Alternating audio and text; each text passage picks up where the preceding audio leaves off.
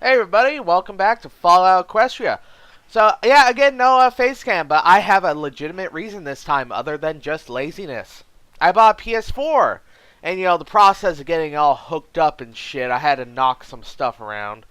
So, like, fucking knocked my webcam behind my desk. I'll pick it up in a minute. I just figure I might as well get this out of the way first, though.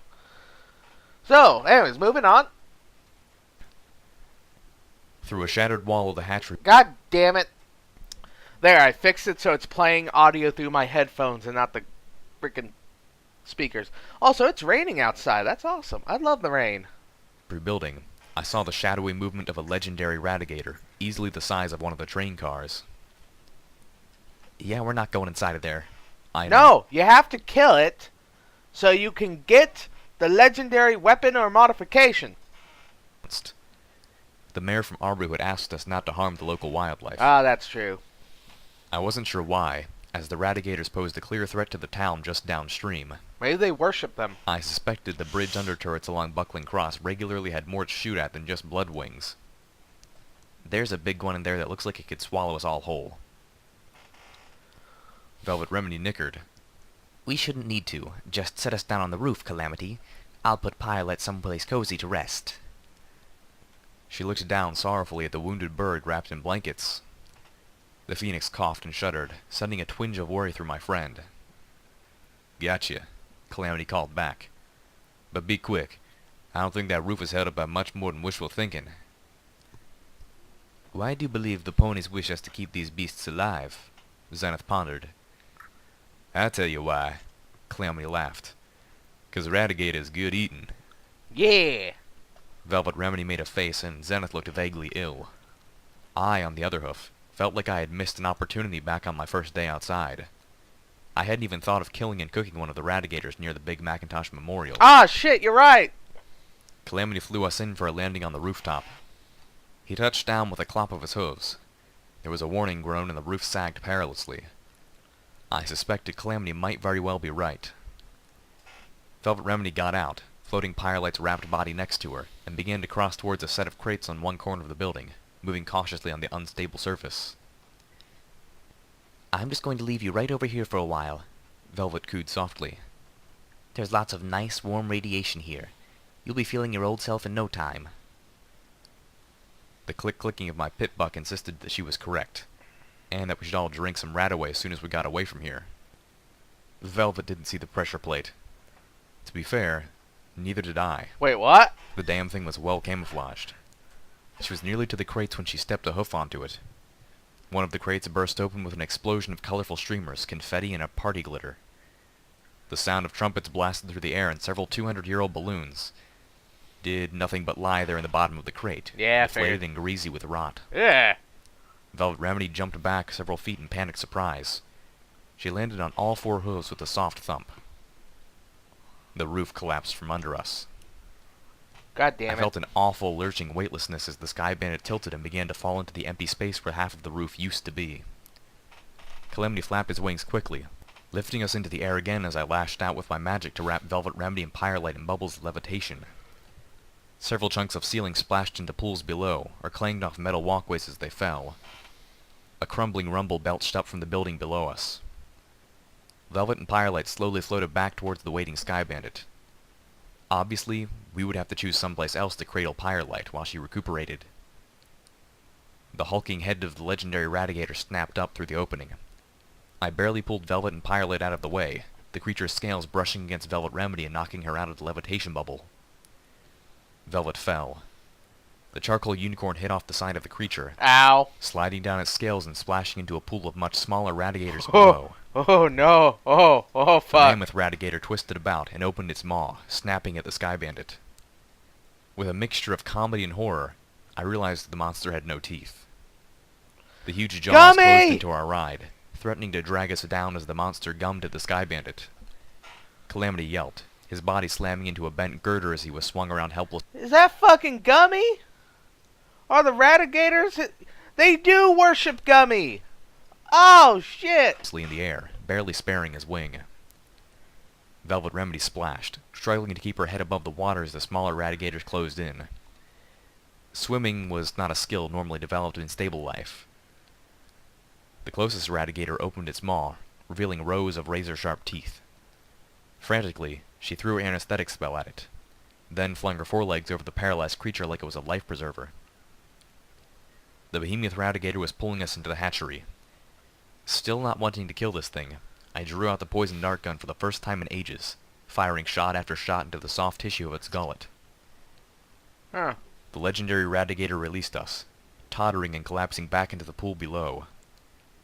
The splash hurled Velvet Remedy over the side of the pen, along with several extremely not toothless Radigators. Calamity grunted, flapping his wings as he regained control of the passenger wagon. I threw another telekinetic field around Velvet Remedy, pulling her up from the floor as several Radigator jaws chomped at the space she had just vacated. Fucking Plan alligators. B, Zenith asked, not missing a single beat. I was just starting to soak into a luxurious bath when I got an emergency call from the mall. Mrs. Weather was reporting a robbery. I get there soaking wet, my uniform clinging to my coat, only to hear that the thief was the Sunny Sud's new Sparkle Cola machine and the theft was a single bit. Apparently, she hit the button for one of those new Sparkle Cola Rads, and the machine dispensed a normal Sparkle Cola. Oh, the horror. The horror! So the operator at Sunny Sud's naturally had no way of getting the machine. I could probably do it with a crowbar, but then I'd probably be fined for the damages. I instead just gave her one of my bits, which she promptly put into the machine, hitting the same button and getting the same damn result. I feel I should receive an award for refraining from using the cattle prod in that old hag. Yeah! An hour, and a couple packets of Radaway later. Dude, I feel this guy, because I have to deal with old people, and they are the worst! They are the fucking worst!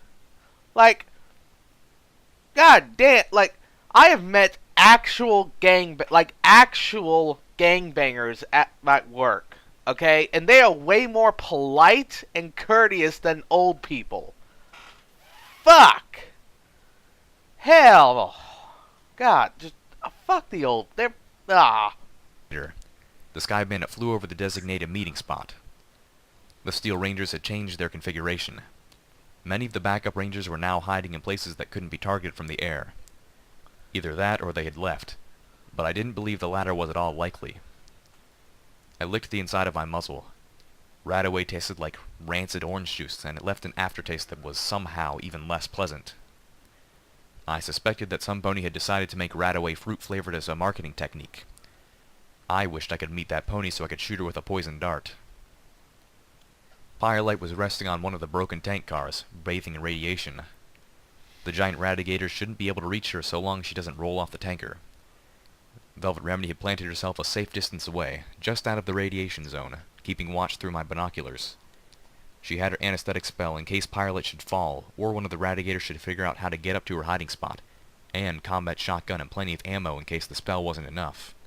hell yeah. As Calamity circled the lot, the rain finally let up.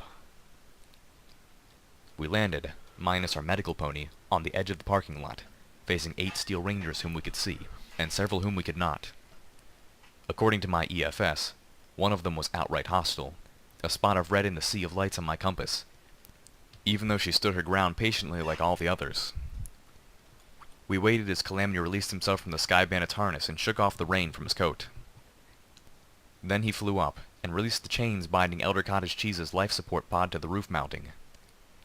As I floated the pod down to hover behind us, Calamity grabbed Spitfire's thunder and took off into the air. Steelhooves grunted and took the lead. I followed, floating the pod. Zenith stood behind me. The atmosphere was like a rubber band, stretched to the point of fraying, about to snap. Cool. Goddesses, I don't like this, I muttered under my breath. I had telekinetic sheaths about all of my weapons, even though they were still in their holsters. Armor-piercing or magical rounds were loaded into each. Are we going to have a I just love it when characters like that use their, like, telekinetic powers to pull all the guns out and just start shooting them. Kind of reminds me of Metal Wolf Chaos, where your ultimate is summoning all your guns. Like, all your guns, and just shooting them off. It's fucking great. I love it. It's so fun. My ears swiveled, trying to pick up the sounds of the Steel Rangers we couldn't see as they moved into better positions, their little lights sliding back and forth on my EFS compass. 2 of the Steel Rangers approached. One of them was a Unicorn scribe wearing robes of pre-war armored mesh. The other was the red light on my compass, a paladin whose battle saddle held what looked like 2 anti-tank guns. The others stood at the ready, weapon ports open on their battle saddles.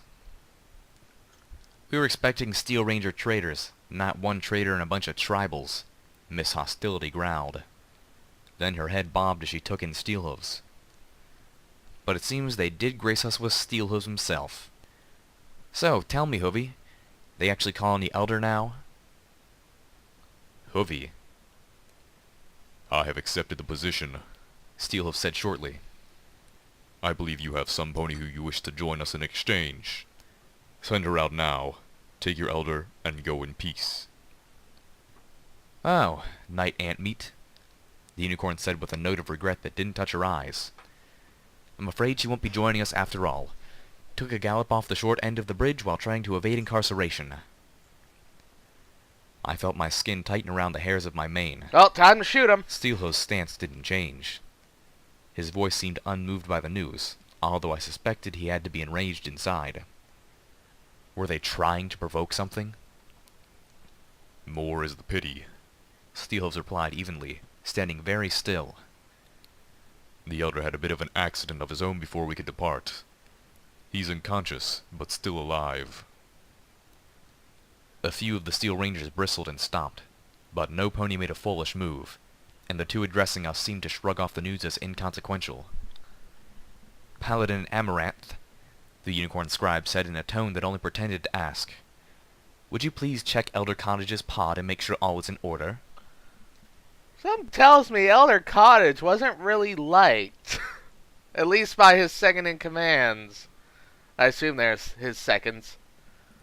The armored paladin with the anti-tank weapons trotted forward a step, stopped, then took several steps back.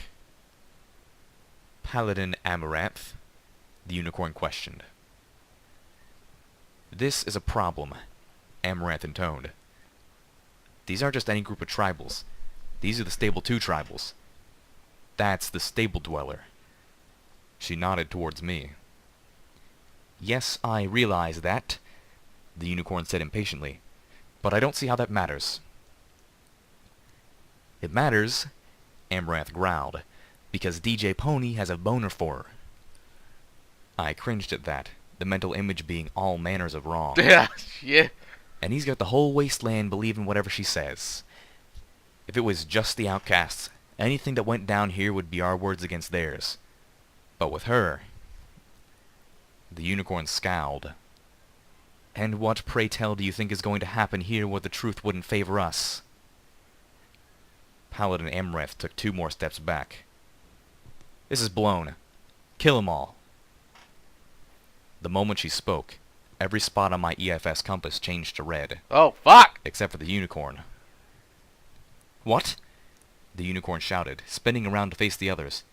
Belay that order! It was already far too late. Steelhooves had been busy standing still, targeting rangers with his armor targeting spell. Yeah! That's why I love power armor! Fuck yes! Those are, KK, you're taking all my favorite video game abilities and using them? It's like, whenever I get the option to just pull out all of my guns at once and shoot them off, I'm always taking that option. Whenever I'm like in a cutscene but I'm allowed to target people, I target everyone. Especially when I know what's about to go down. Oh, that's fucking great. Oh, I love it. Talked. Before any of the Steel Rangers could react to the words of either Paladin Amaranth or the Unicorn, our Applejack's Ranger was firing loads of high-explosive grenades at them. 3 of the Steel Rangers were blown into armored giblets before the Unicorn had finished saying order. The word drowned out from the host of detonations.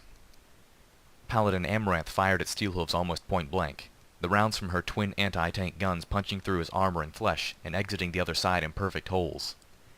Steelhooves fell to the ground with a metallic thump. That may not actually be as bad as you think, because he just he was just doused in radiation from the alligator facility. So he should be healing, right? And then you also got the also the fact that those were clean exits. Like they were clean entries and exits. That's not that bad. His light on my compass winked out. Amaranth turned back towards me with a swift canter, only to find herself looking down the barrels of a sniper rifle, a zebra rifle, and little Macintosh. I pulled every trigger. From the way blue sparks erupted from the holes I blew in her armor, the magically enchanted bullets in little Macintosh were probably the ones which killed her. The world erupted around me as the 3 remaining Steel Rangers launched grenades and missiles at us, neglecting the safety of the Elder and the Unicorn alike. Mercifully, most of the first volley missed. They had been targeting Steelhooves, and the moment he went down, their targeting spells lost their lock. I felt shrapnel and fire slash at me as I was knocked to the ground, my ears ringing. The magical grip I had on my weapons evaporated. Even through the near-deafness caused by the explosions, I could still hear Spitfire's thunder echoing across the Manhattan shoreline. 2 of the Steel Rangers dropped, dead before they hit the ground. The 3rd fired 2 rockets. I watched as Zenith galloped past me, dodging them, and planted herself on her forehoofs, swinging about to buck the knight's helmet with such force that it broke his neck. Ah! As she looked at me, I saw she had a vial clenched between her teeth. She dropped it. The vial shattered against the ground, and the lot began to fill with fireless smoke. I pushed myself to my hooves, pain lancing through multiple parts of my body. My pit buck was sending me medical warnings. Some of my cuts were pretty deep, and I was bleeding badly. My inventory sorter immediately placed within reach the remaining medical supplies I had taken from Velvet Remedy earlier. I administered the last of the painkiller and downed a healing potion. More explosions tore the ground near me, throwing me back. My head hit the concrete hard enough to daze me. The Steel Rangers who had remained hidden before had now moved into positions that gave them clear lines of fire. My ears were ringing and my vision blurred, but I could still tell the sound of machine gun fire. The smoke and dust were obscuring my vision as much as anything else, but my EFS was still picking out targets. Radar's the I greatest. had no idea what had happened to Zenith. I looked around, blinking concrete dust out of my eyes, but I couldn't see her. Not even the friendly light that should be her on my compass. Oh man, is she dead? Another light flared up, a friendly one, as a terrible sound warped the air. Steelhooves got back to his hooves in a vortex of unseen necromantic energy. Yeah! Canterlot ghouls don't Necromancy is the best! stay dead. You have to turn them to ash or dismember them to keep them down. I was at once thankful and horrified, fearing even more for our trip into the Canterlot ruins. Sunpony was crawling towards me, a friendly light on my compass. I turned, expecting to see Zenith. It was the Unicorn Scribe. She was dragging herself across the broken asphalt, a swath of red smearing out behind a tattered flank. Oh. An explosion had torn off one of her legs. She said weakly, focusing on me as if her life depended on it. Don't understand. Her life didn't depend on me. It was already over. For the 2nd time that day, I administered painkiller, all that I had left, to a pony who should have been my enemy. Not really. I mean, she didn't I start found myself shit. laying down on a straw bedroll in the common lot of Arbu, watching colorful ponies trot about. Many of them stopped to wave hello, or trotted up to greet me. So, is that 2 Ranger chapters that Little Pip has just extinguished? Like, is that just... Like, damn! That's better than most Fallout protagonists. We only get to destroy 1, usually. Yeah, not bad. Friendliest town in the wasteland had been the claim on their sign, and they seemed determined to live up to that.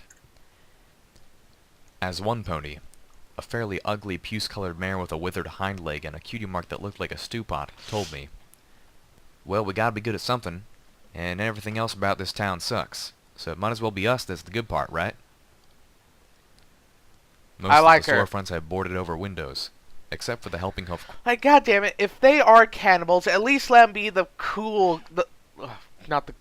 I don't mean cool as in awesome, I mean cool as in chill. Let him be the kind that only eats people who are already dead or willing. Don't let him be the freak-ass ones that kidnap people and eat them alive. Like, seriously, when it comes to cannibalism, there are two radically different ways you could go. You could either be the freak-ass monster things that hunt people down and eat them, or you could be like the kind of chill ones, like, yeah, we only eat people who die naturally or are killed. We don't actually like go out of our way to hunt people or anything. Like this, I can deal with the second one. The second one can be normal people with weird customs. The first one freaks me out. Like, seriously, the first one, the idea of like monsters, cannibals hunting you it freaks me out. Ah. Quick Care, whose windows were covered in aged flyers and posters, and Virtue Comics, which no longer had a front wall, much less windows. Still, the entire place was clearly in use, the home for a half-dozen pony families. We would be spending the night here. The good ponies of Arbu insisted on being gracious hosts after we came to the merchant's rescue earlier today. I was too numb to argue, or really to feel anything. Part of that, I knew, was the painkillers that Velvet Remedy had doped me up with before wrapping me in enough bandages to have been a museum exhibit. Come see the mummy of the rare stable dweller. Yeah. Beware the curse. Woo! I couldn't remember how the fight ended. I love those kinds of I attractions. couldn't remember much past holding the unicorn scribe as she passed from this life. I had a concussion. Velvet Remedy warned that I might have blacked out. Again, thanks for your help, stranger, the merchant pony was saying to Calamity. That might have been the end of me if you hadn't stepped in. Velvet Remedy trotted up to me, seemingly from out of nowhere. She gave me a gentle kiss on the horn as if I was her little filly. Oh. How's your head? Oh, that's I jumped in adorable. response. My head was full of crying shadows. You'll be okay, little Pip. She said soothingly. Just rest. She sighed as soon as she said it. Why do I even bother saying that? Where were you just now? I asked, changing the subject. Just helping patch up the merchant's Brahmin. She replied, indicating the two-headed cattle. One of them took a few bullets and the other had a sliver of glass wedged in its hoof. Oh. It'll be another day or two before the first Brahmin can travel, so the merchant will be joining us here for dinner. I nodded. That's nice of you. I wondered how the hell you could notice a sliver of glass in the bottom of a creature's hoof. I mean, they were standing on it, right? Oh, she told me. Velvet said casually, as if I had vocalized the last question. Oh, yeah. Then she kissed my head again, informing me. I'm going to go sit with Calamity. She trotted off, leaving me wondering when she had picked up an ability to communicate with animals. The gears of my mind felt broken. That's racist, little Pip. Cows are just as much as people as ponies. What would Betsy say? And I was sure I was missing something important. Getting up, I started to look around. I had nothing better to do, and my usefulness seemed to be limited to shooting things. I played another of the audio logs of the unnamed mall security guard. Spent the day at my niece's birthday party. First time I actually wanted to be called away, so naturally no pony had any problems. I was tempted to feign a call anyway. I know it's pretty awful and selfish to me, but Darling is suffering from wartime stress disorder, and there's nothing really I can do to help. I hated just standing there and feeling useless, sharing worried looks with my sister as Darling went on, muttering things like, "So what if it's my birthday? We can all be dead tomorrow. I hate this war. Why does it have to be like this? Is it really too late to come to a peaceful resolution? I'm not sure all the zebras are bad." Yeah, no pony else was enjoying the party. According to Sis, Darling's been depressed for months now, and nothing she does seems to pull her out of it. She was really hoping the birthday party had raised the girl's spirits, but if anything, it seems to have made her even more withdrawn. Sis is at her wit's end. I advised her that it was time to call the Ministry of Peace. Darling needs some help that we can't give her. One of the Arbu ponies trotted up to me, a canteen around her neck. "Would you care for some water?" I realized I was parched and nodded. My pip buck clicked softly as I levitated the offered canteen close. The mare looked apologetic. "I'm afraid all we got is dirty water around here. The purifier's down again. Been down all week." No, it's okay, because she heals from radiation. She's Wolverine. We captured as much rainwater as we could, but we're saving that for the children. I nodded, understanding, and took a small drink. Just enough to be polite and wet my mouth. Then, remembering that it might be a long time before I had water even this good again, I took a deeper sip. The goddesses only knew what water would be like in Canterlot. Velvet Better Remedy had loaded up on pack canteens up. of pure water before we left Ten Pony Tower. Get your sorry hides out of here. Y'all ain't wanted here. What? I jumped at the voice booming from the loft above what had once been Custard Cake's shop. Grandpa Rattle, you get back in your room. The mayor with the canteen shouted back. Get out and don't you ever come back. The crotchety old buck yelled, levitating a stick and wiggling it in a threatening manner. I've got a shotgun. Yeah. He had a stick. The mayor looked abashed. Please don't mind Grandpa Rattle. His mind's a bit gone. Above, I saw the green mare with the orange mane whom I'd seen before appear at the old buck's window, and gently but forcibly guide him back to his room. The canteen mare gave me an embarrassed smile as she reclaimed her canteen and trotted off. I shook my head, feeling a bit woozy, and looked around for my friends. Oh, goddamn, please I no. glanced towards where Firelight was sleeping, perched on an old vendor sign above where the Brahmin were tethered. She was glowing softly, mostly healed and sleeping off her injuries. I trotted. I mean, okay, granted, it wouldn't make any sense to eat Little Pip and gang, because, like, this town has traders. So it has trade and contacts. So, and Little Pip saved like that, and so, like, you know, help preserve wealth of the community. It wouldn't make sense to eat them. Closer, admiring the subdued majesty of the sleeping phoenix. I clicked another audio diary entry.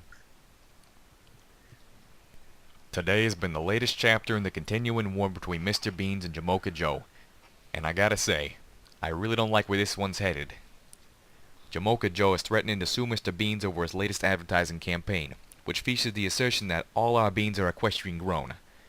According to Jamocha Joe, the ads are trying to paint Starbuck as unpatriotic, suggesting that some of their beans might come from zebra lands. I tried to point out that the ads said no such thing, but he wouldn't listen. I talked to Mr. Beans about the new ads, and he said, and I quote, "Hey, I'm not saying his beans are zebra beans, I'm just saying, you know, do you know where his beans come from? 'Cause I don't. But our beans are pure 100% patriotic pony beans. That's all I'm saying, okay?" Just awesome, you know. Mr. Beans reminded me that winter was almost here, and that winter makes or breaks a pony in the coffee business. He needed every edge he could get against Starbuck. I told him that maybe he should try instead to make coffee that didn't taste like it was filtered through something used to wipe a mule's backside. But he says, that's how coffee's supposed to taste. That's why you're losing. Sandy Shore. That was the name of the black-coated bandit's son. I kept watching him from across one of the picnic tables in the Arbu common lot as I ate from the meaty bowl of stew that the good ponies of Arbu had offered us. Sandy Shore was lethargic, slow to respond, and very withdrawn. His eyes were red from crying, but he wasn't crying now. He was just staring at his stew with very little interest. I empathized. It was an absolutely delicious stew. Radigator is good eaten. But I just didn't have any appetite. Like, there are two ways this can go down. I put another spoonful in my mouth, chewed and swallowed, mostly from rote memory. My pit buck clicked slowly at me. The stew was made with the mildly irradiated river water. After the radiation exposure gummies, I wasn't so concerned about the negligible amount I was ingesting from the dirty water used in the stew. I was a touch worried about the cold, but I had to imagine he had ingested worse.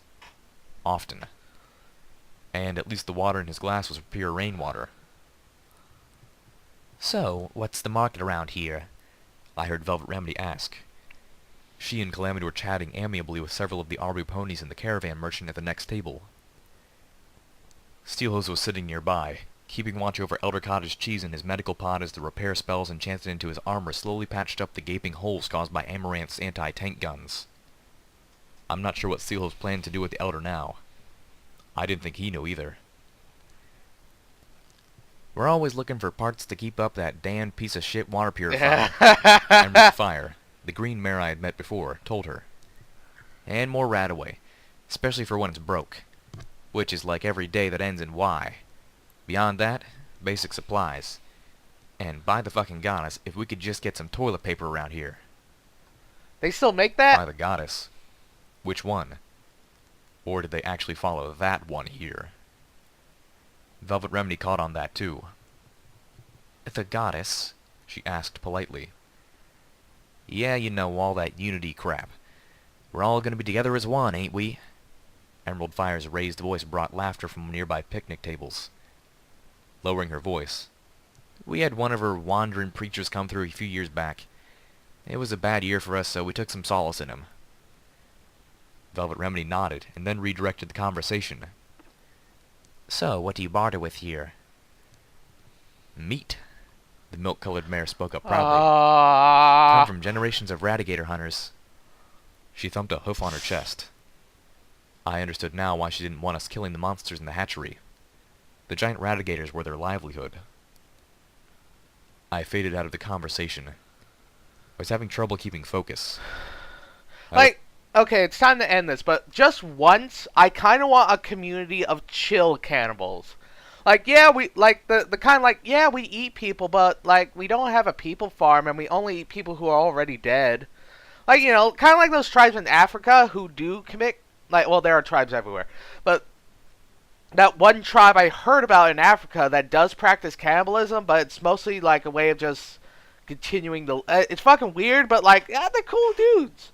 Just once, I want a community like that.